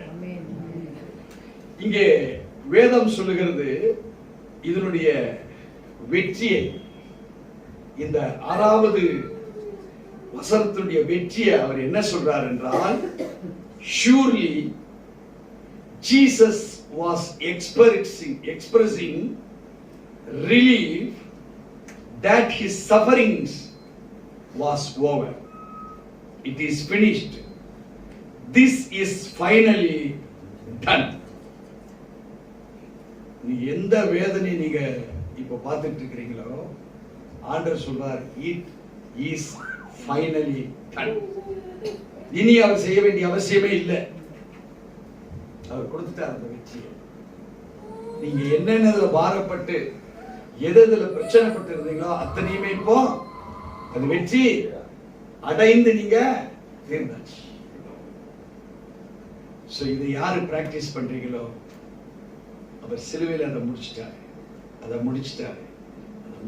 நீ யாரு பிராக்டிஸ் பண்றீங்களோ உங்களுக்கு விடுதலை, உங்களுக்கு வெற்றி, உங்களுக்கு விடுதலை, உங்களுக்கு வெற்றி என்பதை நீங்க செயலாக்கத்துல பார்க்க. You proclaim from your heart. உங்க இதயத்தில் இருந்து இதை நீங்க பிரகடனப்படுத்துறீங்க. ஆனா நடக்கிறது என்ன? வெற்றிய நீங்க கண் கூட நடக்கிற பிராக்டிகலா நீங்க பார்க்க முடியும். Because this victory finished was as a practical one on the cross. இது சும்மா சொல்லப்பட்டதா? செய்யப்பட்டது. சிலுவையிலே முடிக்கப்பட்டது. தேவ ஜனமே, உன்னுடைய சூழல்கள் நீ அதை எப்படி எடுக்கிறியோ வாசிக்க கேட்போம். ரோமருக்கு எழுதின நிருபம் 5ஆம் அதிகாரம் 8வது வசனம். நாம் பாவிகளாய் இருக்கையில் கிறிஸ்து நமக்காக மரித்ததினாலே தேவன் நம்மேல் வைத்த தமது அன்பை விளங்க பண்ணுகிறார். So in the victory it is a finished. 17வது வசனத்தை வாசிக்க கேட்போம். அல்லாமலும் ஒருவனுடைய மீறுதல்களினாலே அந்த ஒருவன் மூலமாய் மரணம் ஆண்டு கொண்டிருக்க கிருபையின் பரிபூர்ணத்தையும் நீதியாகிய ஈவின் பரிபூர்ணத்தையும் பெறுகிறவர்கள் இயேசு கிறிஸ்து என்னும் ஒருவராலே ஜீவனை அடைந்து ஆளுவார்கள் என்பது அதிக நிச்சயமாமே. அந்த ஆளுகை தான் God அதை finish பண்ணி உங்க கையில கொடுக்கிறார். இப்போ ஒரு முடிவு இருந்தா அடுத்தது என்னவா இருக்கும்? துவக்கமா இருக்கும். இப்போ உங்களுக்குள் அந்த டொமினியன் இந்த விக்டரி என்ன? ஒரு மீறுதல் ஆதாமினாலே இழந்து போனதை இப்ப அவர் விக்டரி ஆயிடுது. என்ன தராரு? இப்ப உங்கள்கிட்ட கொடுத்துறாரு. இப்ப நீங்க என்ன செய்யணும்? அதை துவக்கணும். இந்த டிக்ளரேஷன் ஏன்னு கேட்டீங்கன்னா நீங்க ஓபன் பண்ணுவதற்கு தான். இங்கே அறிஞர்கள் இப்படி சொல்றாங்க, now Jesus had announced and inaugurated the kingdom of the God. இந்த விக்டரி என்னன்னா அதை ஜீசஸ் அனௌன்ஸ் பண்றாரு, இனாகரேட் பண்றாரு. அப்படின்னா என்னன்னா துவக்கி வைக்கிறாரு. அது ஒரு ஃபங்க்ஷன் வச்சு அதை நமக்கு என்ன செய்யறாரு? துவக்கி வைக்கிறார். அது மாத்திரமல்ல, எதை குறித்து இருக்கு? The announcement and inauguration is about the kingdom of the God. தேவனுடைய ராஜ்யம் உங்களுக்குள் கட்டப்படுகிற இனாகுரேஷனை ஒரு விக்டரியா உங்க வாழ்க்கையில செய்றார். விசுவாசிக்கிறீங்களா? வெறும் வார்த்தையாக பார்க்காதீங்க, அது உங்களுக்குள் கிங்டம் ஆஃப் காடா பில்ட் ஆகிட்டு. இந்த விக்டரி, பினிஷ்ட் என்கிற விக்டரி என்னன்னா, உங்களுக்குள் ஒரு புதிய துவக்கம். உள்ளே தேவனுடைய ராஜ்யம் கட்டப்பட்டு கொண்டிருக்கிறது. நீங்க வெளியே போய் நின்னீங்கன்னா உங்கள இருந்து அந்த ஜீவ ஊற்று புறப்பட்டு போகும். உங்க குடும்பத்துல புறப்படும், உங்க வியாபாரத்துல புறப்படும். அது மாத்திரமல்ல, he had shown the love and grace of God. ஆண்டவர்ட்ட பிரகடனப்படுத்துகிறார், ஆண்டவரே எதற்காக அனுப்புனீங்களோ அதை நான் முடிச்சிட்டேன். தேவன் தமக்கு கொடுத்த அந்த கிருபையை இப்ப ஆண்டவர்ட்ட சொல்றார், ஆண்டவரே உங்களுடைய கிருபையினால் இதை நான் முடித்தேன். நீங்க அதை சொல்ல முடியுமா? முடியாது. அது மாத்திரமல்ல, அந்த love and grace by dying for the sin of the world. இந்த முடிந்தது எது? நம்மேல் இருந்த பாவங்கள், சாபங்கள், பாரம்பரிய கட்டுகள் உடைக்கப்பட்டு, thus opening up the way for to live under the reign of God. தேவனுடைய பிரசன்னத்தில் வாழுகிற ஒரு அனுபவத்தை புதிய துவக்கமாக நமக்கு செய்கிறார். ஏன்?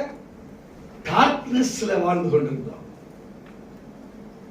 போராட்டத்தில், சண்டைகளிலும் சச்சரவுகளிலும் வாழ்ந்து கொண்டிருந்தோம். Now the reign or EIGN reign of God. The victory என்னது? reign of God. reign மழை இல்ல, அது ஆளுகை. இது ஆளுகை.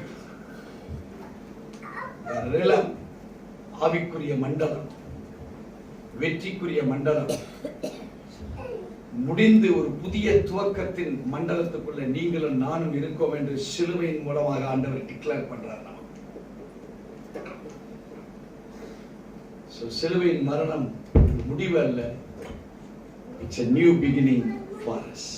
அவருடைய வெற்றி நமக்கு தரப்படுகிற ஒரு அனுபவத்தை தான் நாம் பார்க்கிறோம். இந்த வேளையிலே கடைசியாக 7வது வார்த்தை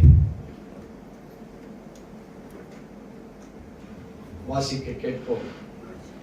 லூக்கா 23:40. இதோ பிதாவே உம்முடைய கைகளில் என் ஆவியை ஒப்புவிக்கிறேன். ஆண்டவர் என்ன சொல்றாரு? இப்போ ஒரு சரண்டரிங் ஸ்டேஜ், முடிவினுடைய final stage. Jesus as a child probably memorized these words. ஒருவேளை இயேசு கிறிஸ்து தன் சிறு பிராயத்திலே இவைகளை மெமரைஸாக அவருக்குள் வைத்திருக்கலாம். சங்கீதம் 31:5 வசனத்தை வாசிக்க கேட்போம். கர்த்தாவே, நீர் என் வழக்காளிகளுடைய வழக்காடி, என்னோடு யுத்தம் பண்ணுவர்களோடு கூட யுத்தம் பண்ணு. These may be the words of Lord Jesus from his childhood. Hallelujah சொல்லுங்க. இயேசு இந்த வார்த்தைகளை தன்னுடைய சிறு பிராயம் முதல் சொல்லுகிறவராய் வாழ்ந்திருப்பார் என்பது ஆவிக்குரிய வல்லுநர்கள் சொல்லுகிறார்கள். ஆவிக்குரிய நிபுணர்கள் இதை சொல்லுகிறார்கள். என்னன்னு சொல்றார் அவர் கடைசியில? லூக்கா 23:46 பிதாவே உம்முடைய கைகளில் என் ஆவியை ஒப்புவிக்கிறேன். Jesus as a child probably memorized these words. நீர் என் வழக்காளிகளோடு வழக்காடி, என்னோடு யுத்தம் பண்ணுவர்களோடு கூட யுத்தம் பண்ணுவீராக. தேவ ஜனமே, இங்கே ஒரு சப்மிஷன்,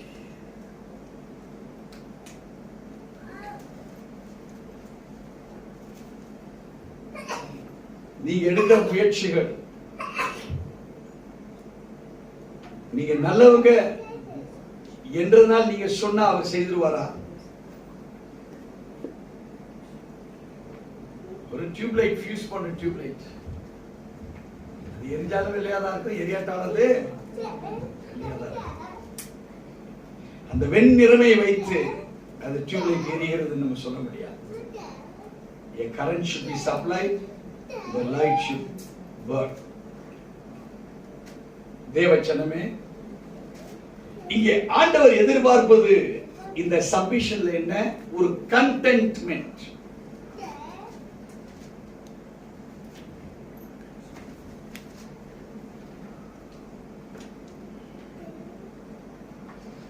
இப்ப இந்த கவருக்குள்ள என்ன இருக்கு? அதான் கண்டென்ட்மென்ட். இப்ப இது எதுக்காக கொடுக்கப்பட்டிருக்கு? இந்த கண்ணாடிய உள்ள வைக்கிறது, பாதுகாப்பா வைக்கிறது. இன்னும் சொல்ல போனா ஒரு கண்டென்ட்மென்ட்டாக நீ இருக்கிறாயா? இந்த டிக்ளரேஷன் சிலுவை பல வேஸ்ட் பண்ணிட்டு அதை பயன்படுத்துறது ஒன்று தெரியாது, ஒன்று புரியாது, கேட்டதில்லை. சபைகள்ல போய் உட்கார்றோம், ஏதோ ஒண்ணு ரொம்ப பிரமாதமா ரொம்ப பரிசுத்தமா இருக்கிற மாதிரி பேசிட்டு போயிடுறாங்க எல்லாரும். ஆனா அவ்வளவு அதுக்காகவே இல்லை. எல்லாமே ஒன்னு இருக்கு, அது உள்ள இத வைக்கிறதுக்கு தான் பேசப்பட்டிருக்கு. It is for a contentment. அதை பாதுகாப்பாக வைப்பதற்கு தான் ஆண்டவர் நம்மை பேசியிருக்கிறார். So a submission brings contentment. இவ்வளவு கேட்கிறான், எது போகும்போது எப்படி போறோம்னு அவங்களுக்கு தான் தெரியும். ஆண்டவர் அறிவார். இல்லை, இவ்வளவும் கேட்டோம், எல்லாம் இருந்தது, சபிஷன் இருந்தது. ஆனா இந்த கண்டென்ட்மென்ட் பிசாசுக்குரியதாக போயிடுச்சு. நம்ம இருந்த நிலைமையில இன்னும் மோசமா நம்ம போறோமா? இல்ல டிக்ளரேஷன் டிவைன் லவ்னால என்னை உருவாக்க போகிறார். தேவச்சனமே, எவ்வளவு இழந்துட்டோம் வாழ்க்கையில, டைம் நிறைய இழந்துட்டோம். ஆனா இனிமேலாவது நம்மை சீர்படுத்தி சரியான மெட்டீரியலா நாம் பயன்படுவோமானால் சிலுவிலே தேவன் டிக்ளேர் பண்ணது வேஸ்ட் ஆகாது. அதை பிரயோஜனப்படுத்துகிறவர்களாய் நாம இருப்போமானால் நமக்குள்ள கிங்டம் ஆஃப் காட் கட்டப்படும். நாம் அநேக மக்களை தேவனுடைய சமூகத்தில் சேர்க்கிறவர்களாக, அவங்க இணைப்பில்லாதவர்களாக இருப்பாங்க. இதோ உன் தாய், இதோ உன் மகன் என்று சொல்லுகிற ஒரு சாக்கியத்தை உங்க வாயினால் பிரகடனப்படுத்துகிறவர்களாய் நம்ம இருப்போம். ஒரு குற்றவாளியை கூப்பிட்டு அவனுக்கு சொல்லி, அந்த குற்றவாளி நானும் இன்னைக்கு அந்த ஜீசஸை பார்க்க முடியுமா? நீங்க சொல்லுவீங்க, நான் அவரை பார்த்து அவருடைய பரதேசில அவர் என்ன பேசுவார், என்ன சொல்வாருங்கிறத நான் இந்த பூமியில உணர்ந்து கொண்டிருக்கேன். நீயும் அவரை பார்க்க முடியும் ஒரு இன்ட்ரோடக்ஷனை கொடுப்பேன்.